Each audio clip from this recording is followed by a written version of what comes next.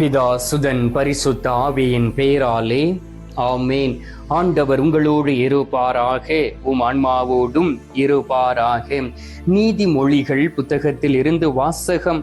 அதிகாரம் 19, இறை வார்த்தை 21. மனிதர் மனதில் எழும் எண்ணங்கள் ஏராளம், ஆனால் ஆண்டவரது திட்டமே நிலைத்து நிற்கும். ஆண்டவரின் அருள்வாக்கு. இறைவா உமக்கு நன்றி. கிறிஸ்துவுக்குள் பிரியமான என் அன்பு சகோதர சகோதரிகளே, இந்த மாதத்தின் கடைசி நாளுக்குள் நாம் கடந்து வந்திருக்கின்றோம். உள்ளத்தின் ஆழத்தில் இருந்து நம் ஆண்டவராகிய இயேசு கிறிஸ்துவுக்கு, நற்கருணை நாதருக்கு நன்றி செலுத்துவோம். இந்த மாதம் முழுவதும் நம்மை அற்புதமாக வழிநடத்தி இருக்கின்றார். இந்த மாதம் முழுவதும் நம்மை பாதுகாத்து இருக்கின்றார். இந்த மாதத்திலே நமது தேவைகளை சந்தித்து இருக்கின்றார். நோயில் விழுந்து விடாதபடி பாதுகாத்து இருக்கின்றார். உபவாசம் இருந்து ஜெபித்த நாட்களிலே அவர் நமக்கு பலத்தையும் வல்லமையும் கொடுத்திருக்கின்றார். குடும்பத்தில் சமாதானத்தை கொடுத்திருக்கின்றார், சந்தோஷத்தை கொடுத்திருக்கின்றார், மகிழ்ச்சியை கொடுத்திருக்கின்றார். எனவே இந்த நேரத்திலே ஆண்டவரை மகிமைப்படுத்தும்படியாக, ஆண்டவர் உங்களுடைய வாழ்க்கையில் செய்த காரியங்களுக்காக அவருக்கு நன்றி செலுத்தி அவரை மகிமைப்படுத்துங்கள். அவரை மகிமைப்படுத்த ஆண்டவருடைய திட்டம் உங்களுடைய வாழ்க்கையில் கடந்து வரும். அதை நீங்கள் தெளிவாக புரிந்து கொள்ள முடியும். பிரியமானவர்களே, நாம் இந்த உலகத்திலே சில திட்டங்களை வகுக்கலாம். என்னுடைய வாழ்க்கை இப்படி இருக்க வேண்டும், அல்லது என்னுடைய பிள்ளைகளுடைய வாழ்க்கை நான் சொல்லும்படியாக இருக்க வேண்டும், அவர்கள் இந்த பாடத்திட்டங்களை படிக்க வேண்டும், அவர்கள் நல்ல ஒரு வேலை வாய்ப்பை பெற வேண்டும், அதற்காக நான் அவர்களை தயாரிப்பேன் என்று சொல்லி தாய் தகப்பன் நினைத்து ஒரு திட்டத்தை தீட்டலாம். ஆனால் பிள்ளைகளுடைய வாழ்க்கையிலே வேறு வகையான ஒரு திட்டம் இருக்கும். நான் எனக்கு விருப்பமானவற்றை படிக்க வேண்டும், நான் இந்த உலகத்திலே ஒரு உயர்ந்த நிலைமைக்கு வர வேண்டும், என் தாய் தகப்பனை விட அதிகமாக சம்பாதிக்க வேண்டும், நான் ஒரு பெயர் பெற்ற பிள்ளையாக இருக்க வேண்டும் என்று சொல்லி பிள்ளைகளுடைய வாழ்க்கையிலே ஒரு கனவு இருக்கும், ஒரு திட்டம் இருக்கும். பாருங்கள், பெரிய பிசினஸ் மேன்களை நீங்கள் பார்க்கலாம். அவர்கள் என்ன நினைப்பார்கள்? மீண்டும் மீண்டும் அவர்களுடைய பிசினஸை பெருக்க வேண்டும் என்றுதான் நினைப்பார்கள். வரக்கூடிய லாபத்தை கொண்டு அவருடைய தொழிலை பெருக்கிக் கொண்டே போவார்கள். இது அவர்களுடைய திட்டமாக இருக்கும். ஏழை எளிய மக்களுடைய திட்டம் எப்படி இருக்கும்? ஒரு வேளை உணவுக்கு பதிலாக 2 வேளை உணவு கிடைத்தால் எனக்கு நலமாக இருக்கும் என்று சொல்லி அவர்கள் விருப்பம் கொள்வார்கள். பிரியமானவர்களே, இவை அனைத்துமே மனிதருடைய திட்டமும் மனிதருடைய எண்ணங்களாக இருக்கின்றன. ஆனால் ஆண்டவர் இந்த நாளில் நமக்கு மிகவும் தெளிவாக சொல்லி இருக்கின்றார். மனிதர் மனதில் எழும் எண்ணங்கள் ஏராளம். ஆயிரக்கணக்கான எண்ணங்களை எண்ணலாம், கோடிக்கணக்கான எண்ணங்களை எண்ணலாம். ஆனால் ஆண்டவரது திட்டம் மட்டுமே அவர்களுடைய வாழ்க்கையில் நிலைத்திருக்கும் என்று ஆண்டவர் சொல்லுகின்றார். ஒருவேளை இந்த மாதத்திலே உங்களுடைய திட்டம் தோல்வியில் முடிந்திருக்கலாம். அது கடவுளுடைய திட்டம் அல்ல, நீங்கள் வகுத்து கொண்ட திட்டம் என்பதை நீங்கள் அறிந்திருக்க வேண்டும். கடவுளுடைய திட்டம் ஒரு நாளும் தோல்வியில் முடிவது இல்லை. கடவுளுடைய திட்டம் எப்படியாவது நம்முடைய வாழ்க்கையில் கடந்து வந்து அவற்றை நிறைவேற்றிவிட்டு கடந்து செல்லும்.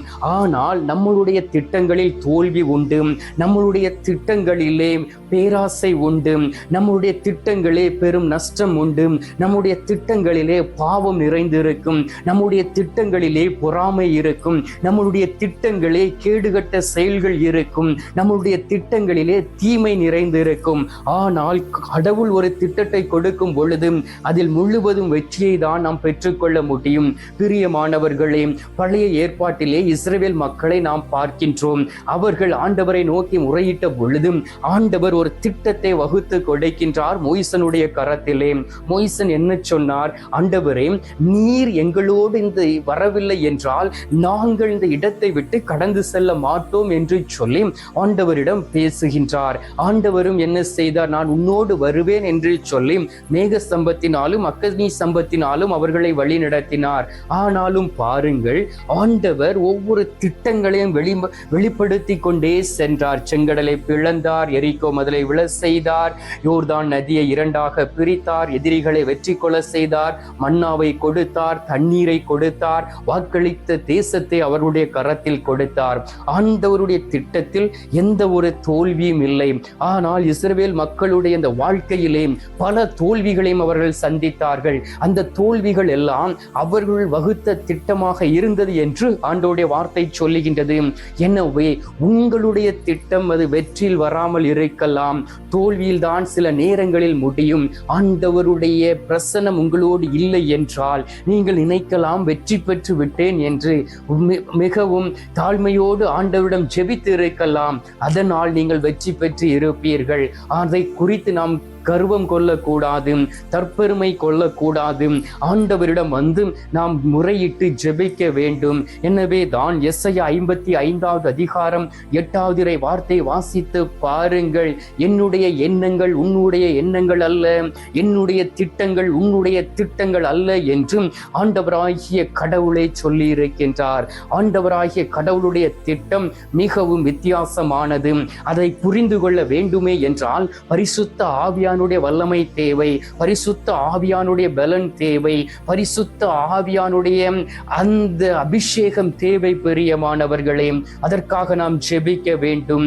எனவே தான் ஆண்டவர் சொல்லுகின்றார், பரிசுத்த ஆவியினால் நிரம்பி பரிசுத்த ஆவியானுடைய துணையோடு நாம் ஜெபிக்கும் பொழுதும் திருப்பாடல்கள் 2வது அதிகாரம் 8வது வார்த்தையில் சொல்லப்பட்டு இருக்கின்றது, நீர் விரும்புவதை என்னிடம் கேளும், பிற நாடுகளை உனக்கு சொந்தமாக மாற்றி கொடுப்பேன் என்று ஆண்டவரை சொல்லுகின்றார். நாம் விரும்பியதை கேட்க வேண்டும், ஆவியானுடைய துணையோடு கேட்க வேண்டும், பரிசுத்தத்தோடு கேட்க வேண்டும், தன்னலமற்று கேட்க வேண்டும், உண்மையாக கேட்க வேண்டும். அப்பொழுதுதான் ஆண்டவர் நமக்கு எல்லாவற்றையும் கொடுப்பார். அவர் கொடுக்கக்கூடிய அந்த திட்டம் நிறைவேறும் பொழுது அதில் மகிழ்ச்சி வரும், சந்தோஷம் வரும், அமைதி இருக்கும், ஆண்டவருடைய கிருபையும் பலனும் பாதுகாப்பும் இருக்கும். திருப்பாடல்கள் 37வது அதிகாரம் 4வது வார்த்தையை வாசித்து பாருங்கள்.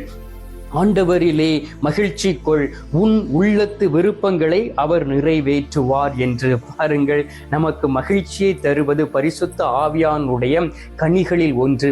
அந்த மகிழ்ச்சி நமக்குள் இருக்கும் பொழுது நம்முடைய உள்ளத்தின் விருப்பங்கள் நிறைவேற்றப்படுகின்றன.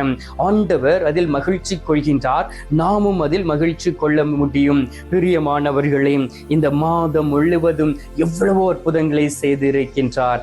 ஆனால் நீங்கள் கேட்டது நடக்கவில்லை என்று நீங்கள் துயரத்தோடு இருப்பதை பார்க்க முடிகின்றது.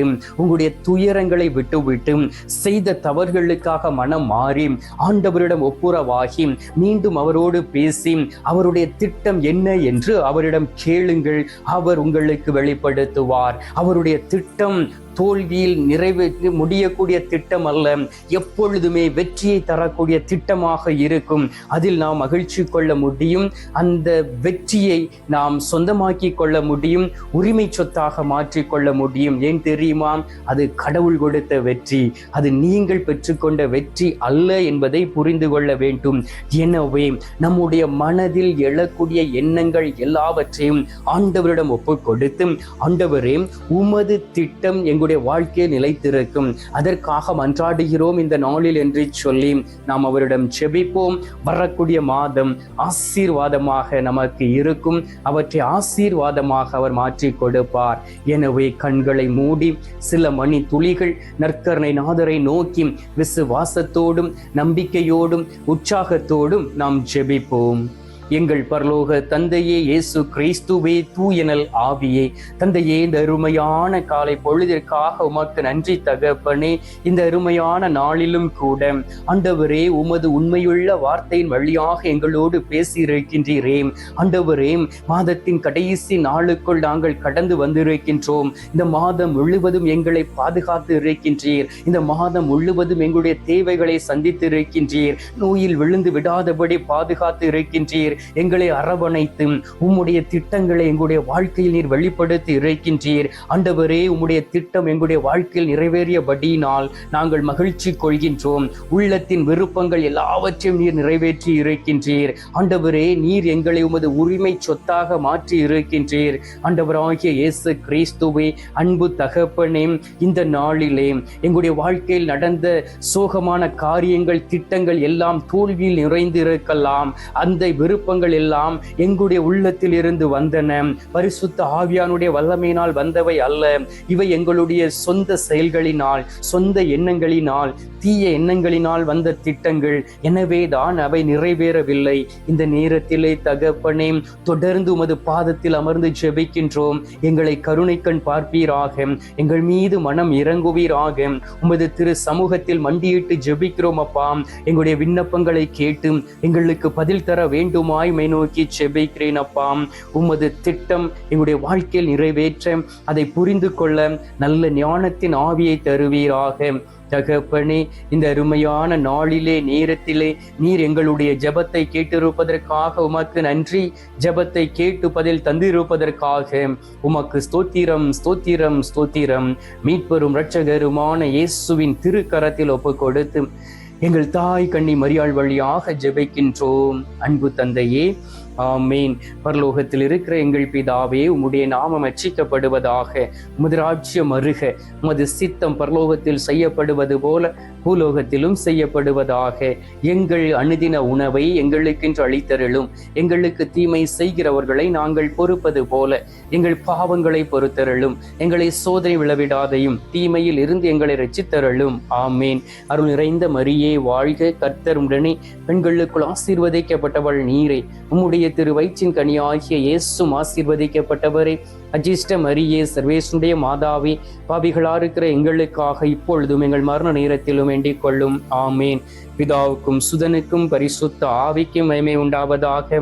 ஆதியில் இருந்தது போல இப்பொழுதும் எப்பொழுதும் என்றென்றும் இருப்பதாக. ஆமேன். அன்பார்ந்தவர்களே, கடவுளுடைய திட்டம் தொடர்ந்து நம்முடைய வாழ்க்கையை நிலைத்து இருக்க நம் நற்கருணை நாதரிடம் உருக்கமாக தொடர்ந்து மன்றாடுவோம். இப்பொழுது அவர் தரும் ஆசீர்வாதத்தை பெற்றுக்கொள்வோம்.